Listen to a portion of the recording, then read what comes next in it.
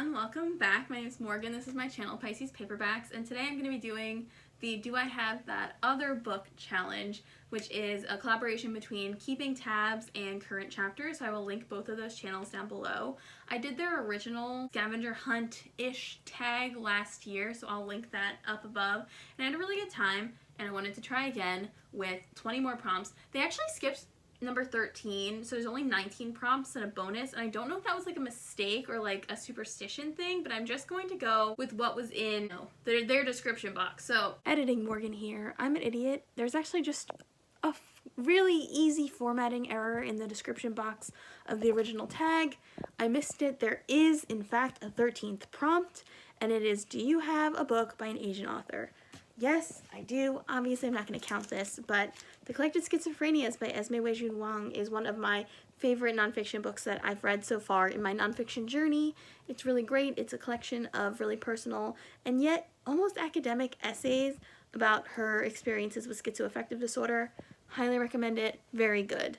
I have the 20 prompts, and I'm going to be trying my best. They're taped right here underneath the camera, so hopefully I do okay. I'm like, should I time myself? I am gonna time myself, but I don't want to put too much pressure on myself because this is stressful anyway. All right, I'm gonna start the timer, the stopwatch, and let's get this party started. Prompt number 1 is a book with a fox on the cover or in the plot. Oh God, why do they start with this one? I don't really get it. There's a giant cat on this one. Does that count? No, I know it doesn't. I might be starting off by taking an L here. Alright, I'm going to come back to the fox one. Prompt number 2 is published the year you were born or within a 3-year radius. So I was born in 1997. So what was published within that range?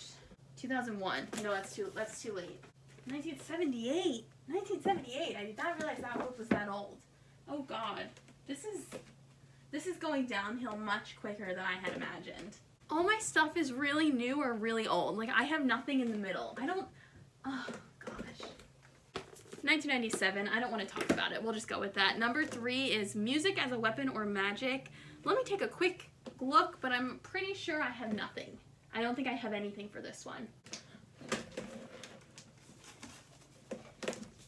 The main character in this can throw her voice, and it ends up being because she's like a descendant of trolls, goblins, something like that. So it is like kind of a magic thing that she can like sing so nice, so I'm gonna count it. Number 4 is a book with a series with mismatched covers. I don't really have that many series, but like the covers on these like kind of match, but the sides don't match, so I'm gonna count that. Number 5 is a book with a shapeshifter.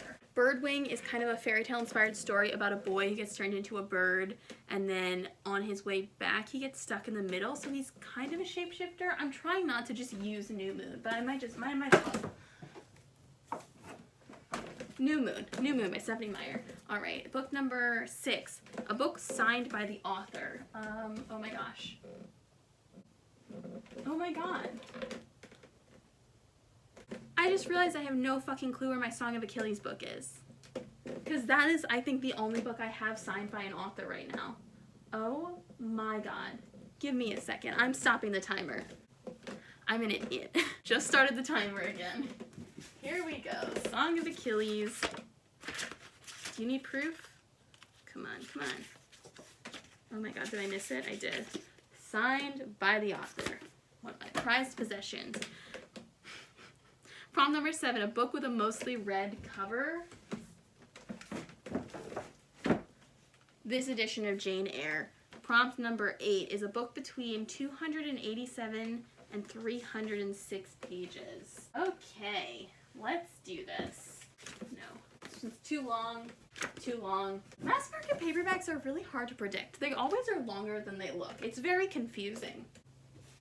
Shit, this one's too short. Oh my God. This is gonna kill me. This book is really long. Yeah, it's like 600 pages. Too long. I'm trying not to use books I haven't read, which is why I haven't really gone over here that much, but that's starting to like really bite me in the ass. Oh my God. Oh my God, oh my God. 302. We got it. Okay, we got it. Let's keep going. Number 9. Main character wears glasses. Okay. Main character wears glasses. I can do this. I can find one, and I can do this. Can I do this? I want to say that Linus from the House in the Cerulean Sea wears glasses, but that might be because he's like, it's kind of like a boring kind of government life, but I don't have the time to really look. Yeah, I don't think he wears glasses. Ugh. Oh god, oh god, oh god, oh god. Alright, I haven't read this one, but Winterhouse by Ben Guterson, you can see in her little picture that she's wearing glasses, so I'll go with that one. Number 10. Oh my god, halfway through I'm in over 9 minutes. Title with the same number of letters as your name. So my name's Morgan, it has 6 letters, and right off the bat, oh, yeah, 12. 12 by Lauren Myracle. Ooh, she's a bit right now. Prompt number 11. Book with cybercrime or technology as a plot point or important to the book. Ooh.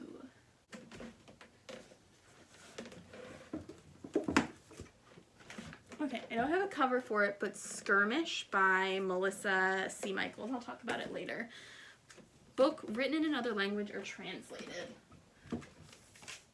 If I am correct, The Chestnut Man is translated from Swedish. I don't know what language. I'll look it up, but I know it's translated. Book number 14. Book with a moon on the cover. Oh. Duh, I literally got the night cover edition of this with the moon on it. Specifically, I wanted this edition. I'm so dumb. Prompt number 15 is an illustrated children's book. I definitely have that. The 500 Hats of Bartholomew Cubbins. This is a great Dr. Seuss book. It doesn't get talked about enough. Number 16, a collection of fairy tales or myths. I have the Just So stories by Rudyard Kipling, but I also have Once Upon a Time tales, which are, I think, fairy tales for kids, and they're both illustrated, so they both count.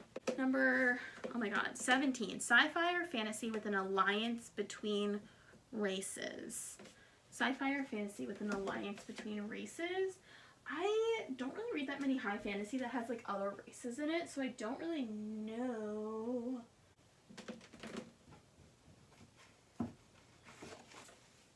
This is a fantasy for where one of the kids is like a blob. He's a blob person. They don't really know what he is, but they're like friends. They're all in a family together. Does that count? I'm gonna count it. I think it's really cute.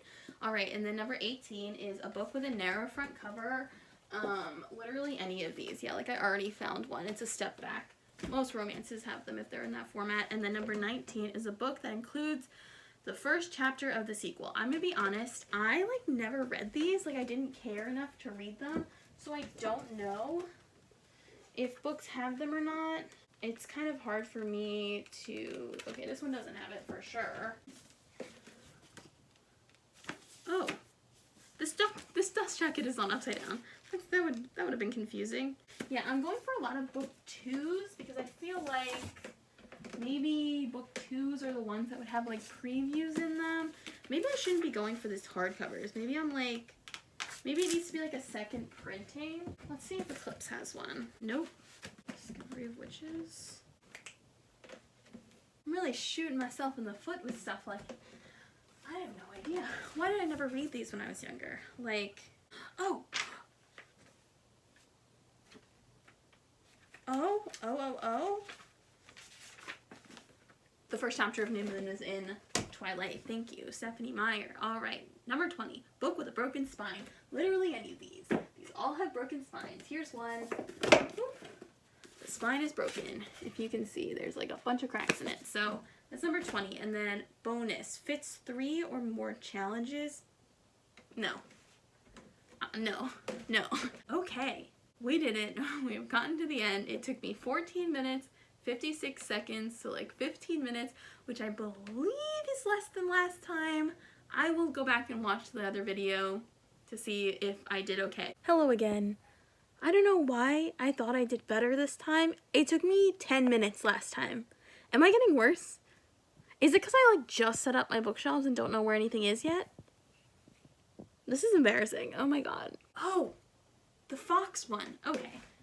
This one won't count. I won't count it, but I just want to look to see if I have one. I'm like 85% sure more like 99% sure I don't have one. If I did, it would be somewhere on my like kids shelf, but I really don't think so. So I'm just gonna call it and we'll just run through all the books I actually got. Editing Morgan here again to say, again, I'm an idiot. I do have a book with a fox on the cover. There is a really major character in the Amulet series who is an anthropomorphic, like he talks, he's a fox.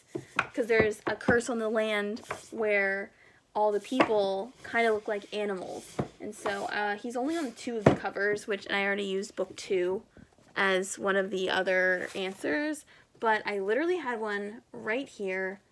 I'm so annoyed at myself. So, nice. Published the year I was born, or within a 3-year radius. Let's not talk about this one. We all know.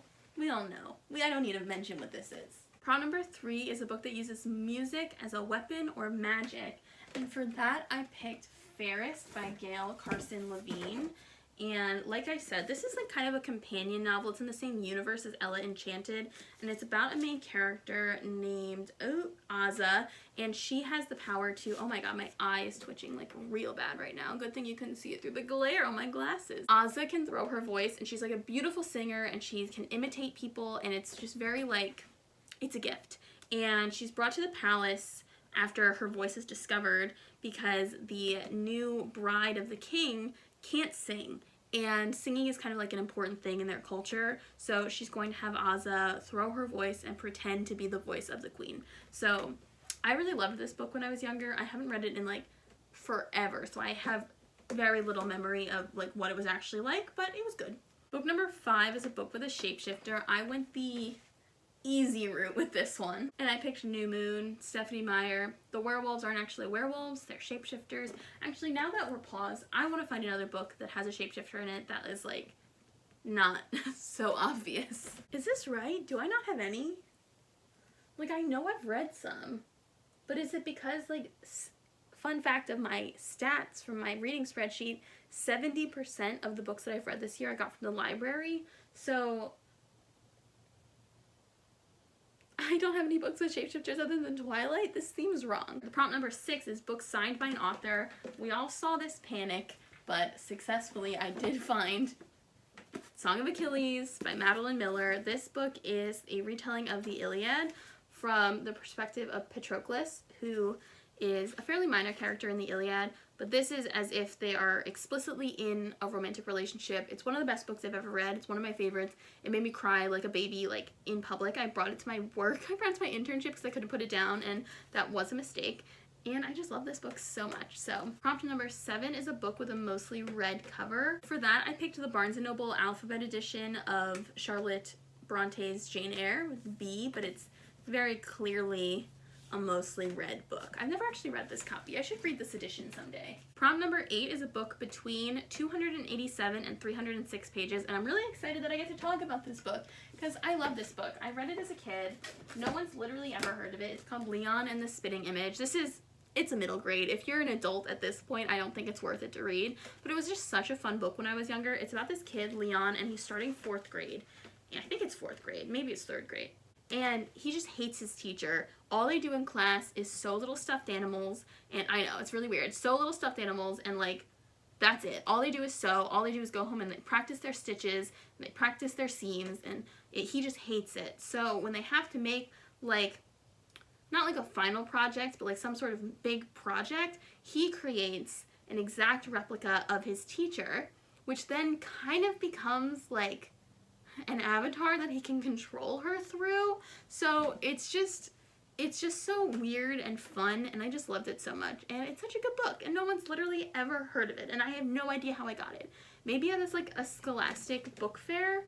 Anyway, this book is a fun one. It's a good one. Number 9 is a book with a main character who needs glasses, and for that I have, where did it go? Winterhouse by Ben Guterson, like I said. Ooh, come on. She has glasses in her little picture, so that's nice. I haven't read this one yet, but I believe it's about an orphan, and her terrible aunt and uncle send her to live in the Winterhouse Hotel. She discovers a magic book that starts unraveling the secret of the family who owns the hotel. Lots of very fun things. Prompt number 10 was a book with a title with the same number of letters as your name. 12, which definitely has 6 letters in the name. I like double checked a million times. This was like a very early, well, I guess it's middle grade, It's like a middle grade series by Lauren Myracle, and each book in the series is a year in this girl's life, and her name is Winnie.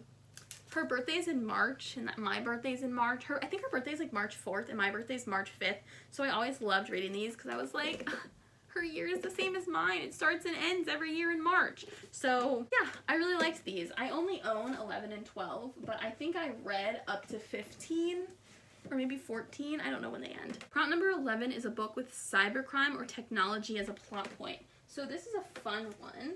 I picked Skywriter book number 1, which is called Skirmish by Melisa C. Michaels. I went through a very brief, like, hard sci-fi moment. I only have 2 of them, and I didn't stop because I didn't like them. I stopped because, I don't know why, just because I never got any more, so I didn't read them. But this is a book about, what is this about? So there's a company who needs a pilot to basically do a suicide run to catch a ship in space that's been sabotaged and is about to fall into the sun. A large aspect of the plot is their gravity technology, and some people who were born in space get sick in gravity now, and so like the main character kind of starts a relationship with a character whose son has to be in anti-gravity or has to be in gravity either way, and it's like a really big conflict between this parent and the child who's like trying to like have a relationship together. So this was a good book. I read it literally so long ago, I have almost no memories of it, but I did enjoy it. Prompt number 12 is a book written in another language or translated. And for that, I have The Chestnut Man by Soren Sveistrup. Let me see if it says in here what language it was written in. It says translated by Caroline Waite. It was published in Denmark originally in 2018, so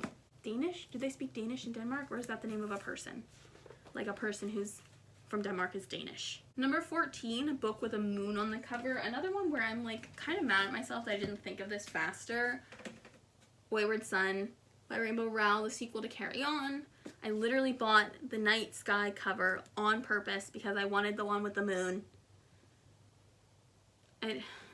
Prompt number 15, illustrated children's book. So for that one I picked The 500 Hats of Bartholomew Cubbins by Dr. Seuss. It's a book about a boy, and when the king is driving through the city, you're supposed to take your hat off, and he tries to take his hat off, but there's a hat underneath, and he just keeps trying to take these hats off, and there keeps being hats underneath, and just like the wild day that ensues. Number 16 is a collection of fairy tales or myths. Like I said, I pulled up these 2, but I think this one's more fairy tale-esque. These aren't really myths. These are just short stories, like fables for kids.